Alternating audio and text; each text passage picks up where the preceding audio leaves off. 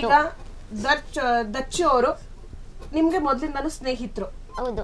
ಈಗ ಒಂದು 2 months 3 months back ಅವ್ರ ಜೊತೆಗೆ ವಿಡಿಯೋಸ್ ಮಾಡಿದ್ರಿ, ಅವ್ರ ಜೊತೆಗೆ ಚೆನ್ನಾಗಿದ್ರಿ ಅಲ್ವಾ? ಮುತ್ತುದು ನಿಮ್ದು ಬ್ರೇಕಪ್ ಆಗೋದಿಕ್ಕೆ ನೀವು ದಚ್ಚು ನಿಂಗೆ ಇದು ನ್ಯಾಯನ ದಚ್ಚು ಅಂತ ಹೇಳಿ ಆ ಟೈಮಲ್ಲಿ ದಚ್ಚು ಅವ್ರು ವೈರಲ್ ಆದ್ರು. ಹೌದು ಅಲ್ವಾ? ಅಂದ್ರೆ ನಿಮ್ಮಿಬ್ರದ್ದು ಬ್ರೇಕಪ್ ಆಗೋದಕ್ಕೆ ದಚ್ಚು ರೀಸನ್ ಅಂತ ಹೇಳಿ ಆ ಟೈಮಲ್ಲಿ ದಚ್ಚು ವೈರಲ್ ಆಗಿದ್ದು. ಇವಾಗ ದಚ್ಚು ಮುತ್ತು ಒಂದಾಗಿದ್ದಾರೆ, ನೀನ್ ಸಪ್ರೇಟ್ ಆಗಿದ್ಯಾ? ಹೌದು. ಏನಾಯ್ತು ದಚ್ಚುಗೂ ನಿಂಗೂ ಏನಾಯ್ತು?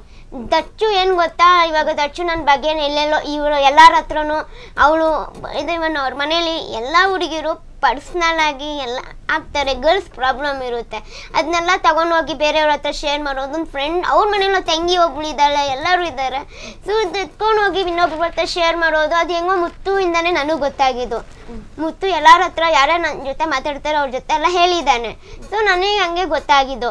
ಸೊ ನನಗೆ ಹಂಗೆ ಗೊತ್ತಾದ್ಮೇಲೆ ನನಗೇನಂತ ಐ ಆಮ್ ವೆರಿ ಶಾಕ್ ಆಗ್ಬಿಡ್ತು. ಏನು ಇವ್ ನನ್ನ ಜೊತೆ ಇದು, ನಾನು ಚಿಕ್ಕ ಪಾಪು ಥರ ನೋಡ್ತಿದ್ದೆ ಅವ್ನ. ಎಲ್ಲ ಕಡೆ ಹೋಗ್ತಿದ್ದ ನಿಜ, ಅವನ ಒಂದು ನಂಬಿಕೆ, ಒಂದು ಚಿಕ್ಕ ಮಗು ಥರ ಇದ್ದಾನೆ, ನನಗಿಂತ ಚಿಕ್ಕ ಏಜ್ ಅವನಿಗೆ. ಸೊ ಇಟ್ಸ್ ಓಕೆ, ನಾನೇನು ಅವ್ನು ಹಂಗೆಲ್ಲ ಹೇಳ್ಕೊಂಡು ಬಂದಿದ್ದಾನ ಅಂತೇಳಿ ನಾನು ಏನು ಮಾಡಿದೆ, ಸರಿ ಅವ್ನ ಸವಾಸ ಬೇಡ ಅಂತೇಳಿ ನಾನು ಅವನ ಹತ್ರ ಏನು ಪಿನ್ ಟು ಪಿನ್ ಏನು ಕ್ವಶನ್ ಕೇಳಿಲ್ಲ. ಲೈಕ್ ನಾನು ಸರಿ ಇಲ್ಲ, 5 ಜನ ಹುಡುಗನ್ ಲವ್ ಮಾಡ್ತಾ ಇದ್ನಂತೆ, ನಾನು ಹಂಗೆ ನೀನು ಹಿಂಗೆ ಅಂತೇಳಿ ನಾನು ಆಮೇಲೆ ಮುತ್ತು ಹೇಳಿದೆ ಅವ್ರ ಜೊತೆ ಇದ್ದಿದ್ದೆಲ್ಲ ವಿಡಿಯೋ ಮಾಡಿರೋದೆಲ್ಲ ರೀಲ್ಸ್ಗಳೆಲ್ಲ ಡಿಲೀಟ್ ಮಾಡಿಸು ಅಂತ. ಸೊ ನಾನು ಅವ್ನ ಮಾತು ಕೇಳ್ಕೊಂಡು ನಾನು ಹೋಗ್ಬಿಟ್ಟು ಹೋಗಿ ಮೆಸೇಜ್ ಹಾಕಿದ್ದೆ, ನನ್ನ ವಿಡಿಯೋನ ಡಿಲೀಟ್ ಮಾಡಿ ಅಪ್ಪ ಅಂತೇಳಿ ಮೆಸೇಜ್ ಹಾಕ್ತೆ.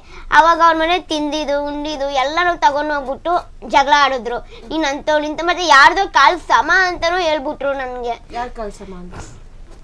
ಅವ್ರ ಹೆಸರು ಹೇಳಲ್ಲ, ಸುಮ್ಮನೆ ಅವ್ರು ಇದಕ್ಕೆ ಇಂಟರ್ಫಿಯರ್ ಇಲ್ಲ, ಅವ್ರ ಕಾಲ್ ಸಮ ಅಂತ ಹೇಳಿದ್ರು.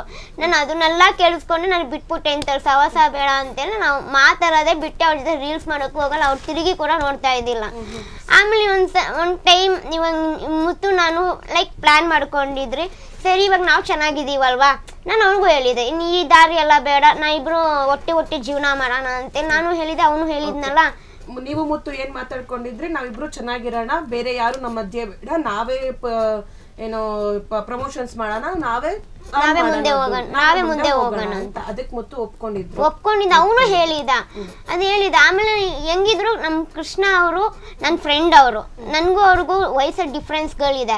ಅವ್ರು ನನ್ನ ಪಪ್ಪು ತರ ನೋಡ್ತಾರೆ, ನಾನು ಎಲ್ಲ ಕಡೆ ಹೇಳ್ಕೊಂಡ್ ಬಂದಿದ್ದೀನಿ. ಅವ್ರು ನನ್ನ ಫ್ರೆಂಡ್, ಅವ್ರು ಕೃಷ್ಣ ಹಂಗೆ ಇವರಿಬ್ರು ಪರಿಚಯ ಆಗಿದ್ರು, ಮುತ್ತು ಮತ್ತೆ ಇವರು. ಸೊ ಹಿಂಗೆ ನಾನು ಹೇಳಿದೆ, ಕೃಷ್ಣ ಅವ್ರ ಮನೆಗೆ ಹೋಗೋಣ, ಅವ್ರು ಚೆನ್ನಾಗಿ ನೋಡ್ಕೊಂತಾರೆ, ಗುಡ್ ಫ್ರೆಂಡು, ನಿನಗೂ ಫ್ರೆಂಡ್ ಇದ್ದಾರೆ, ಬಾರಪ್ಪ ಹಿಂಗೆ ಹೋಗಿ ವಿಡಿಯೋಸ್ ಎಲ್ಲ ಮಾಡೋಣ ಅಂತೆಲ್ಲ ಕರೆದಿದೆ. ಹಂಗೆಲ್ಲ ಬಂದು ದಿನ 3 ಸಿಮ್ಸ್ ಆಗ್ತಿತ್ತು. ಅದ್ರ ಕಾಮನ್ ಏನೋ ಒಂದು ಸಣ್ಣ ಪುಟ್ಟ ಜಗಳಗಳು ಏನೋ ಅದೆಲ್ಲ ಆಗ್ತಿತ್ತು, ಅದೆಲ್ಲ ಲೆಕ್ಕಕ್ಕೆ ಬರಲ್ಲ ಇಲ್ಲಿ, ಅಷ್ಟೆಲ್ಲ ಜಗಳ ಎಲ್ಲ ಆಗ್ತಿತ್ತು. ಸೊ ಅದೆಲ್ಲ ಆಮೇಲೆ ಒನ್ ಡೇ ಏನಾಗೋಯ್ತು, ನಾನು ನಿಮ್ಮ ಸ್ಟುಡಿಯೋಗೆ ಇಂಟರ್ವ್ಯೂ ಕೊಟ್ಟಿದ್ದೆ. ನಾನು ಇಂಟರ್ವ್ಯೂ ಕೊಟ್ಟಾಗ ಇವ್ ಯಾರ್ಯಾರ ಜೊತೆ ಇವ್ನು ಮಾತಾಡಲ್ಲ ಅಂತ ನನಗೆ ಪ್ರಾಮಿಸ್ ಕೊಟ್ಟಿದ್ದ, ಅವ್ರ ಜೊತೆ ಮಾತಾಡಿದ್ ನನಗೆ ಗೊತ್ತಾಯ್ತು. ಸೊ ನನ್ಗೆ ಗೊತ್ತಾದ್ಮೇಲೆ ನನಗೆ ಐ ಕೆನಾಟ್ ಬಿಲೀವ್, ನನಗೆ ಒಂಥರ ಆಗೋಯ್ತು. ಅದಕ್ಕೆ ನಾನು ಜಗಳ ರೈಸ್ ಇದೆ, ಯಾಕೆ ನಾನು ಇಷ್ಟಪಟ್ಟಿದ್ದೀನಿ, ನನ್ನ ಲೈಫಿಗೆ ಎಂಟ್ರಿ ಆಗಿದ್ದಾನೆ. ಸೊ ಎಂಟ್ರಿ ಆದ್ಮೇಲೆ ನಾನು ಹೇಳಲೇಬೇಕು, ಯಾಕೆ ಈ ಥರ ಮಾತಾಡ್ತೀಯ ಹಿಂಗೆ, ನಾನು ಅದಕ್ಕೆ ಜಗಳ ಆಡಿದೆ.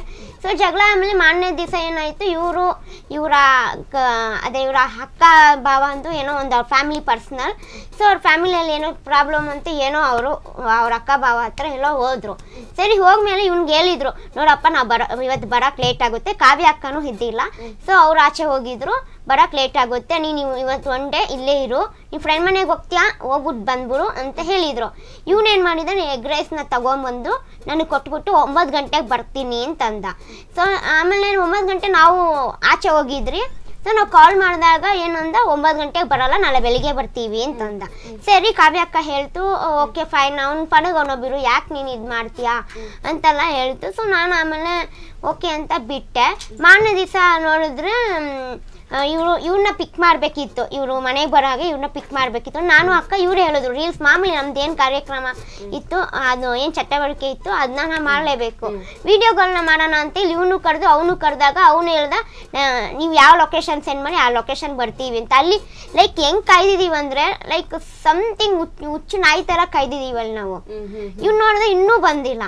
ಸರಿ ಇವ್ರಿಗೂ ಬೇಜಾರಾಯ್ತು, ನನಗೂ ಬೇಜಾರಾಯ್ತು. ಆಮೇಲೆ ಫೋನ್ ಮಾಡಿದಾಗ 5 ಗಂಟೆ ತನಕ ನಾವು ನಿದ್ದೆನೇ ಮಾಡಿಲ್ಲ ಅಂತ ರೀಸನ್ ಕೊಟ್ಟ. ಸರಿ ಸಾಯಂಕಾಲ ಬರ್ತೀನಿ ಅಂತ ಹೇಳಿದ್ರು. ಸರಿ ಅಂತ ಮನೆಗೆ ವಾಪಸ್ ಬಂದ್ರಿ. ಆಮೇಲೆ ನಮ್ಮದು ಏನು ಹುಡುಗಿ ಆಚೆ ಹೋಗೋದೊಂದು ಕಾಮನ್ ಇತ್ತು. ಸೊ ನಾವು ಆಚೆ ಹೋಗ್ಬೇಕು ಅನ್ನೋ ಟೈಮಲ್ಲಿ ಅವರು ಲೈವ್ ಅಕ್ಕ ಇದ್ದಾರಲ್ಲ, ಅಕ್ಕ ಲೈವ್ ನೋಡಿದ್ದಾರೆ. ಲೈವ್ ನೋಡಿದಾಗ ಅವರು ಯಾವುದೋ ಟ್ರಾನ್ಸ್ಜೆಂಡರ್ ಮನೆಗೆ ಹೋಗೋರೆ. ಟ್ರಾನ್ಸ್ಜೆಂಡರ್ ಮನೆಗೆ ಹೋಗಿದ್ದು. ಅಲ್ಲಿ ಟ್ರಾನ್ಸ್ಜೆಂಡರ್ ವಾಯ್ಸ್ಗೂ ಗರ್ಲ್ಸ್ ವಾಯ್ಸ್ಗೂ ಡಿಫ್ರೆನ್ಸ್ ಇದೆ. ಬಟ್ ನಮಗೇನೋ ಅನ್ಸ್ಬಿಡ್ತು, ಇವ್ ನೀನಕ್ಕೆ ಹೋದ ಅಂತ ನನಗೆ ಇಮಿಡಿಯೇಟ್ಲಿ ಕಾಲ್ ಮಾಡಿ ಹಾಫ್ ಅನ್ ಅವರ್ ಬಂದಿದ್ದಾರೆ. ಬಟ್ ನಮಗೆ ಬೇಜಾರಾಯಿತು. ಇವ್ರು ಯಾರು ಬ್ರೈನ್ ವಾಶ್ ದೇವರಾಣಿಗೆ ಮಾಡಿಲ್ಲ, ನನಗೆ ವೈಯಕ್ತಿಕವಾಗಿ ಬೇಜಾರಾಯಿತು. ಸೊ ನಂಗೆ ಬೇಜಾರಾಗಿ ಏನಾಯಿತು, ನಾನು ಮೌನಿ ಆಗ್ಬಿಟ್ಟೆ. ಬೇಡಪ್ಪ, ಅವ್ನ ಪಡೆಗೆ ಅವ್ನು ಹೋಗ್ಬಿಡ್ಲಿ, ನನ್ನ ಪಡೆಗೆ ನಾನು ಇರೋಣ, ಇದೆಲ್ಲ ಏಕೆ ಸರಿ ಬರ್ತಾ ಇಲ್ಲ, ಇಲ್ಲಿ ಬಿಟ್ಬಿಡೋಣ ಅಂತೇಳಿ ನಾ ಮೌನಿ ಆಗಿದೆ.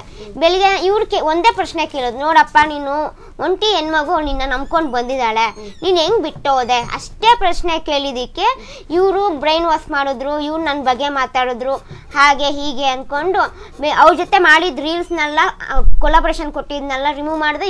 ಇವ್ರನ್ನ ಬ್ಲಾಕ್ ಮಾಡ್ದೆ, ನನ್ನ ಅನ್ಫಾಲೋ ಮಾಡ್ದೆ. ಬೆಳಿಗ್ಗೆ ಹೋಗ್ತೀನಿ ನಾನು ಅಂತಂದ. ಸರಿ ಬೆಳಿಗ್ಗೆ ಹೋಗ್ತೀನಿ ಅಂತೇಳಿ ನಾವು ಸುಮ್ಮನೆ ಆಗ್ಬಿಟ್ರಿ. ಹೋಗ್ಲಿ ಬಿಡಿ ಅಂತೇಳಿ ಸುಮ್ಮನೆ ಆದ್ರಿ ನಮ್ಮ ಪಾಡಿಗೆ ನಾವು. ಆಮೇಲೆ ಏನಾಗೋಯ್ತು, ಬೆಳಿಗ್ಗೆ ಹೋಗ್ತೀನಿ ಅನ್ನೋ ಲೇಟಾಗಿ ಹೋದ. ಆಮೇಲೆ ಬೆಳಿಗ್ಗೆ ಹೋಗ್ತೀನಿ ಅನ್ನೋನು ಅವ್ನು ಮೈಸೂರಿಗೆ ಹೋಗ್ಬೇಕಿತ್ತು ತಾನೆ, ಅವ್ನು ಊರಿಗೆ ಹೋಗ್ಬೇಕಿತ್ತು. ಏನಕ್ಕೆ ಮತ್ತೆ ಅವ್ರ ಬೇರೆಯವ್ರ ಮನೆಗೆ ಹೋಗ್ಬೇಕಿತ್ತು. ಮತ್ತೆ ಗೋರ್ದರ್ಶಿ ಬಗ್ಗೆ ಅಷ್ಟೆಲ್ಲ ಮಾತಾಡಿದ ವ್ಯಕ್ತಿ ಗೋರ್ದರ್ಶಿ ಒಳ್ಳೆಯವನ ಅದನ್ನ. ನಾನೇನು ಗೋರ್ದರ್ಶಿ ಬಗ್ಗೆ ಕೆಟ್ಟದ್ದೆಲ್ಲೂ ಪ್ರಚಾರ ಮಾಡಿಲ್ಲ. ಗೋರ್ದರ್ಶಿ ಅಂತವನು ಇಂಥವನು ಹಂಗೆ ಹಿಂಗೆ ಅಂತ ನಾನು ಏನು ಹೇಳೇ ಇಲ್ಲ. ಆ ವ್ಯಕ್ತಿ ಬಗ್ಗೆ ಮಾತಾಡ್ಸ್ತಿಲ್ವಾ, ದೂರ ಆಗ್ಬಿಟ್ಟೆ. ನಾನು ಕಂಪ್ಲೀಟ್ ದೂರ ಆದೆ. ಅವ್ನ ಬಗ್ಗೆ ನಾನು ಎಲ್ಲೂ ಅವ್ನ ಬಗ್ಗೆ ಆಗಲಿ ಅವ್ರ ಫ್ಯಾಮಿಲಿ ಬಗ್ಗೆ ಆಗಲಿ ನಾನು ಎಲ್ಲೂ ಮಾತಾಡಿಲ್ಲ.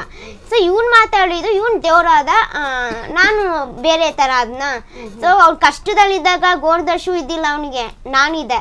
ಅವ್ನು ಗೋರ್ದರ್ಶನು ಬಂದಿದ್ದು ನನ್ನಿಂದಾನೆ, ಇವನು ನನ್ನಿಂದಾನೆ ಬಂದಿರೋದು. ದಚ್ಚು ಇದು ನ್ಯಾಯನ ಅಂತ ಹೇಳಿ ಕ್ರಿಯೇಟ್ ಮಾಡಿದ್ದು ನಾನು. ಮುಂಚೆ ಅವನು ಹೆಂಗಿದ್ದ, ಏನು ಮಾಡ್ತಿದ್ದ ಅದೆಲ್ಲ ಎಲ್ಲರಿಗೂ ಗೊತ್ತಿರೋದೆ. ಇವನು ಮುತ್ತು ಕೂಡ ಮುಂಚೆ ಫಾಲೋವರ್ಸ್ ಎಷ್ಟಿತ್ತು ಎಲ್ಲ ಜನಗಳು ಗೊತ್ತಿರೋದೆ. ನಾನು ಲವ್ ಮಾಡ್ತಿದ್ದೀನಿ ಅಂತ ಹೇಳಿ ತೋರಿಸ್ಕೊಂಡಿದ್ದಕ್ಕೇನೆ ಈ ವ್ಯಕ್ತಿನ ನನ್ನ ನಂಬಿಕೆಯಿಂದ ಫಾಲೋ ಕೊಟ್ಕೊಂಡಿರೋದು. ಏನೋ ಕಿಪ್ಪಿ ಕೀರ್ತಿ ಲವರ್. ಇವಾಗ ಅವ್ನು ಎಲ್ಲೇ ಗುರ್ತಿಸಿದ್ರು, ಎಲ್ಲೇ ಹೋದ್ರು ಕಿಪ್ಪಿ ಕೀರ್ತಿ ಲವರ್ ಅಂತ ಬರ್ತಾನೆ ಹೊರತು ಅವ್ನು ಸ್ವಂತ ಇಂದ ಬೆಳೆದ ಅಂತಿಲ್ಲ. ಇವಾಗ ಗೋರ್ದರ್ಶಿ ಏನನ್ನ ಆರೋಪ ಮಾಡಿದಾನಲ್ಲ, ನಾನು ಅವನಿಂದ ಬಂದೆ ಅಂತ. ಅವನಿಂದ ಬಂದಿಲ್ಲ, ಅವ್ನು ಬರೋಕ್ಕಿಂತ ಮುಂಚೆನೆ ನಾನು ವೈರಲ್ ಜನರೇ ಅಂತ ಬಂದಿದ್ದು. ಇವನ್ ಜನರೇ ಅಂತ ಬಂದಿದ್ದು, ಮತ್ತೆ ಅಯ್ಯೋ ನೀನಂದ್ರೆ ಇಷ್ಟ ಇಲ್ಲ ಅಂತ ಬಂದಿದ್ದು ನನ್ನ ಒಂದು ಎಫೆಕ್ಟ್ ಇಂದ, ನನ್ನ ಮಾತಿಂದ ನಾನು ಬಂದಿದ್ದು. ಎಲ್ಲರಿಗೂ ಗೊತ್ತು ನಾನು ಹೆಂಗ್ ಬಂದಿದ್ದೀನಿ ಅಂತ. ಟ್ರೋಲರ್ಸು ಗೊತ್ತು, ಅವರೇ ನನ್ನ ಬೆಳೆಸಿರೋದು. ಸುಮ್ಮನೆ ಹೇಳಕ್ ಹೋಗ್ಬಾರ್ದು. ಅವನು ಹೆಂಗ್ ಬಂದು ಎಂತ ಬಂದು ಎಲ್ಲ ನೋಡಿದ್ದಾರೆ. ಸೊ ಇಳಿದಿರೋದೆಲ್ಲ ನಾನು ಅವರಿಂದ ಬಂದೆ. ಮತ್ತೆ ಪ್ರಮೋಷನ್ನು ಅವನಿಂದ ಬಂತು ಅಂತ ಹೇಳಿದ್ರು, ಅದು ಯಾರು ಒಪ್ಕೊಳ್ಳಲ್ಲ. ಪ್ರಮೋಷನ್ ನನ್ನಿಂದ ಬಂದಿರೋದು. ಯಾಕೆಂದ್ರೆ ಅವನ ಜೊತೆ ಇದ್ದಿದ್ದು ಯಾರು, ಕಿಪ್ಪಿ ಕೀರ್ತಿ ಜೊತೆ ಹೋದ್ಮೇಲೆ ಪ್ರಮೋಷನ್ ಬಂದಿದ್ದು. ನಾನು ಅವನಿಗೂ 50-50 ಮಾಡೋಣ ಬಿಡಪ್ಪ ಅಂತ. ಫ್ರೆಂಡ್ ಅಲ್ವಾ ನೀನು ಕಷ್ಟದಲ್ಲಿದೆಯಾ, ಏನೋ ಗ್ರೋ ಆಗ್ಬೋದು ಅಂತೇಳಿ ನಾನು ಅವನಿಗೂ ಸಪೋರ್ಟ್ ಮಾಡಿದೆ. ಬಟ್ ಅವನನ್ನು ಈ ಥರ ಎಲ್ಲ ಆರೋಪ ಮಾಡೋದು ಎಷ್ಟು ತಪ್ಪಿದೆ, ಎಷ್ಟು ಸರಿ ಇದೆ. ಕ್ಷಣದ ಸುದ್ದಿಗಳಿಗಾಗಿ ಫ್ರೀಡಂ ಟಿವಿ ಸಬ್ಸ್ಕ್ರೈಬ್ ಮಾಡಿ, ಲೈಕ್ ಮಾಡಿ ಹಾಗೂ ಫಾಲೋ ಮಾಡಿ.